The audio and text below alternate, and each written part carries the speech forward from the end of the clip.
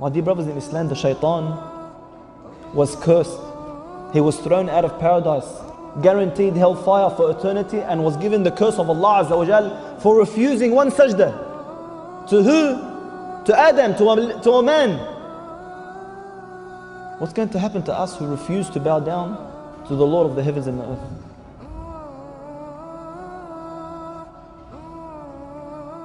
The shaitan cries every single time we go into sujood. He cries. That Bani Adam was ordered to make sujood and he made sujood. And I was ordered to make sujood and I refused. That watchman that the Prophet ﷺ guaranteed, whoever gets up while the Muslim army was going to war and they was going to sleep that night, who wants to get up and be a watch guard for the Muslims? So two men stood up. They go, we'll do it. One would do half the night and the other would do the other half. So this man got up on the cliff and he's watching over the Muslims and he begins to pray. He's standing there watching, so he started praying. He started praying and the enemy came. And as they were approaching, he saw the man on the cliff and he knew this man would alert the Muslims, so they couldn't ambush them. So he grabbed the arrow and he shot him. And the arrow entered one part of his body and exited the other. And this man remained there standing praying. He did not want to leave his prayer. Look how important it was to him. He didn't want to leave his prayer. We took some of the shababs a few weeks ago to skirmish paintball. Little paintball just hits you, it stings. You should see them run. And it's killing and they're rolling on the floor in pain. This man took an arrow in one part of his body and out the other and he didn't move.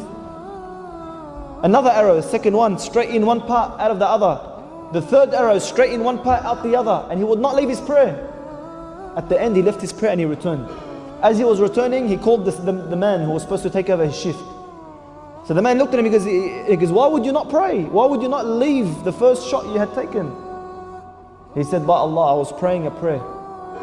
And I was reading a surah that was so beautiful that I did not want to leave. I wanted to die as I was praying and reading that surah.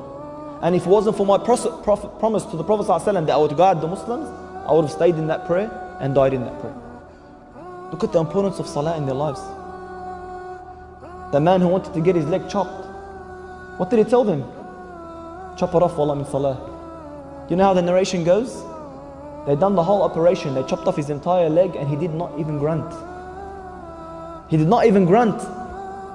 Imam Bukhari radiallahu anhu. Imam Bukhari, the one who the scholars claim that the most sahih, the most correct, the most authentic book after the Quran is Sahih Bukhari. Not a household doesn't have this book. How was his prayer? His students once narrated, you know what they narrated? They narrated that once he got up to pray, and as he finished his prayer, he gave salam, he felt something on his back. So he moved his abaya and they saw hundreds of bee stings in his back. They go, what's that, ya Imam? He goes, I don't know. He prayed his entire prayer, a whole hive or whatever of bees attacked him and he didn't even feel it, he didn't even know what had happened until after he finished his prayer. Is this our prayer? Is this how our prayer is? Ali radiallahu anhu, look, why was he at such a great status? Very simple. One day he was praying and the house around him began to burn. He was in a house fire. And people all gathered around and they saw him, he's still praying. And then they called out to him, Ya Ali, the house is burning, Ya Ali, the house is burning, and he didn't listen. At the end of the prayer, he gave salam and he walked out. They go, Ya Ali, didn't you hear us calling out to you that the prayer is burnt? The house is burning? He replied, can you hear what you're praying? Can you actually hear others or hear things while you're praying? He couldn't understand, how could that be? Is that the true value of salah in our lives? Seriously, do we have that khushu'?